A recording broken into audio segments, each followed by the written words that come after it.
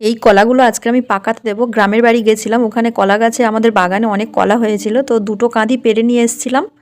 কলা কিনে তো আমরা সবাই খাই, কিন্তু মানে গাছের কলা পাকিয়ে খাওয়ার মজাটাই আলাদা। তো কাঁধিগুলো দেখো, আমি ফেনিগুলো আলাদা করে নিয়েছি আর একটা বড় বালতি নিয়েছি, কলাগুলো পাকাতে দেবো। সাজিয়ে সাজিয়ে বালতির মধ্যে দিচ্ছি।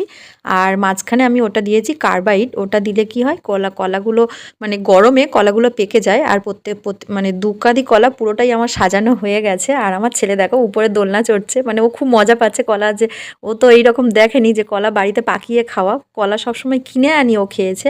আর কার্বাইটের মধ্যে জল দিয়ে দিলাম, এবার ওটা গরম হতে থাকবে। আর চারিদিকে বস্তা দিয়ে ঢাকা দিয়ে দিলাম।